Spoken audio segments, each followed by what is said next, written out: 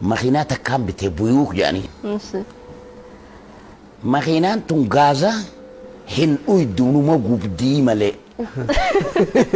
Namni doolaara 40 ji'a guutuu dalagata. An doolaara 120 guyyaa 15 dalagadha. Dhiiroo namaa keessaa naqataa jeetiin akka warri baadiyyaadhaa baatirii qabatee ooyiruu eegu. Fooqii gubbaadhaa baatiriitti gaxibsee ilaala. Kana mucaan tokko warra watarii achitti yuunivarsiitii barata. Adeeroo siin arge boqqolloo eegu jirtan. Makiina eegu jirta yaa'u dubbiin tun na dhibde. Namni doolaara 40 ji'a guutuu hojjetata. An immoo doolaara 120 guyyaa 5 hojjedha. Bar makiinaa gaafatanii bitatanii je. Gaafa san Kanaadaa dhaquu kiyya akka nama jannata dhaqee lakkaayetiin inumaahu malaayikaadha nama kanarraa informaationa tokko hin barbaadu. Na ijibbaadheetiin kenne nama kenna. كنا ما ركني شيء Neen gaaza nyaatti. Akkuma waan jiraa gannay tuutee bariif keessa. Hoggu garii jala ciiseetiin itti ibsee dhiiroo asii gannay ta'e jee ilaala. Ma dadhabnaan hin firraa kenne. Neen gurgura jeetiin gubbaan maxxanse. Abbaa re'eetti gaafa caphaa nama naan jiru hin dhabu. Addaan namni ni beeka isii. Mucaa kana yuunivarsiitii barattu kana gaafadheetiin makiinaan bar taruuq misraaq tana wayyaa. Uummanni wanni beekuuf makiinaa Noorzi Ameerikaa keessatti hojjetamtu gaaza nyaatti naafta benziila nyaatti hin bitanii makiinaa Jaappaan makiinaa Kooriyaa bitatanii. Je ahaa akkasii amma waaniin dalagadhee fi maallaqaan asii fuudhee dhaqee waa wayyaadhaan qaba akkaawuntii keessaa ka'eetiin Toyota Raavaafoor jedhanii haara bitadhe.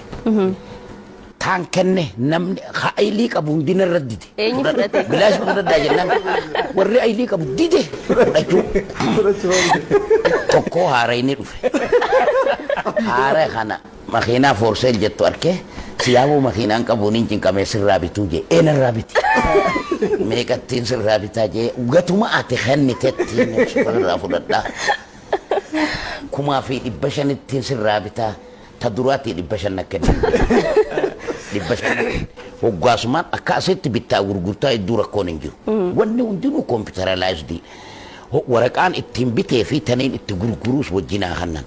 Tatti gurguran irratti maqaa isaa guuteetuma waa hunda isaa guutee dafee mallatteessee qulfii kaanaa keessaa fuudhee hoodho jee. Hoggaa inni kuma fidee dhufe deemi kuma ta'e nyaadhu deemi. Fudhadhu. Gana inni nuu bar. Keessa buluu ta'a bar. Amma kanaaf makiinaa haaree bitadhe. Haaree hoggaa nan bitadhe. Wanni nama ibsiisu guddaan kana. Makiinaa haaree bitadheetiin amma tungaa gaazumaa fuunfachaa adeemti laa. Amma zeeroo maaleejiidha bareeddu. Magaatanaa onaa oofu ijoolleen lama tadiraa hojjettu dhufte mana kee. Adeeroo naan jaa yee mana kee kopha jirtaa miti kophaan jira si bira dhufnaa jaan haya kotta irraa hin banee na bira dhufan. Ijoolleen boorsaa hudduu kanarraa ka'ee mataa kana gubbatti ol dhaabbatuun deeman. Amma boorsaa lafa kaanii qarraanuu naan jaan. Qaraanuu hajaaniin see'a. Qaraan jeembo. Ijoolleen achuma garagalteeti waan martu martee manuma keessa buku goote. Na seenuudha wanti mormina irra taa'uu jiru.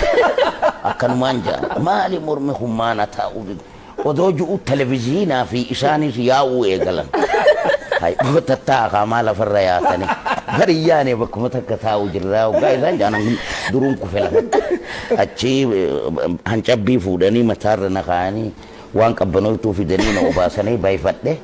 Adeeroo wanni si bira dhufneef waa si bira kaayachuudha jaan. Hayyee maal kaayattan? Yaaboo boorsaa asxaa godhaniituma. Doolaara Ameerikaa hedhaa kana hangana gahu. Wanni niin isiniimu tanama ajaa'ibsiiftu. 2500 ol narraa hatame yoo jette si hidhamu. Ajaa'iba. Baankii taa'uu qaba maallayni. Ammas mana ati kireeffatte maaster kii qaba kaampaanii irraa kireeffatta. Warri kaampaaniidhaa dhufeeti nagaya mana isaanii kan akka ati itti mana isaanii qabdi. Qulqulloomina ati qabdu laaluudhaaf si duubaban. Yoo maallaqa harkan hin fudhatan. poolis mangisti Gana bilbila siyaaman. siyaaman poolisni eessaa fidde ati hidhaan baatu kana Ajaa'iba. amma ijoollee maallaqa xarabeezaa afaan gubbaa guuttee haya gaa deebinee fudhannaa jedhanii kutan manattiin dhiisatti maastarkii qaban na duubaa banan Ajaa'iba. amma akkamiin godha goommaa boodaa hiikeetiin goommaan biyya teenyaa akka bardaariyaa qaba kachiisan hin qabu Ajaa'iba. sibiilumaa fi goommaa wal qabatee afuufamu malee hin qabu san gabbaaseetiin goommaa kana naabani jedhee tigiricha tokkotti yaamee warra eertiraati isaa makiinaa dalagaa naabanee kutenne akkatti cuqqaalan nagarsiisin jeen nagarsiis doolaara keessa guureetiin Keesha isaatti deebisee makiinaa hudduu duubatti hidhe. Ammas fitinaa biyya san jirtu waan mana kana keessa jiru deemanii darsa kana asii ol butanii akka milatariidhaatti hin fattashan. Huluma san irra dhaabbataniiti qadab mana kana godhan. Hangan hajjiraa bakka akkasii maaltan akkasii ni himti wanti makiinaa keessaas ka jiru akkasi. Amma gana namni ajaa'iba jechuu ta'a. Ijoolleen maallaqa na bira dhiisi badi baate takkaa fi riitii 17. Silkiitti bilbila na jalaan kaasan. Maallaqa kana olii gadi hin deema. Bakka kirii kakaayan kana fuudheetiin achi guuramee kaa wajjin maree bakka olii tana baneetiin bakka silaa dokumentii kaayatan tana isatti guuree sooftii gubbaarra uwwisee deema. Hoggaa namni hojiirraa biree kabee buna dhugee waa faxaru amma kiinaan eega. Amma kana namni maal je way miskiinummaa jedhan aadam makiinaa haaraa bitannaani wayita namni buna dhugu harabaafatu inni makiinaa bira dhaabbata awwaniin achi dhaabbaddu ijoollee lama asiin gasuuqattee yaadu mana hidhaan qabu yoo maallaqa san dhabde isaa jabeeyfatee jedhanii suma haleelanii kutan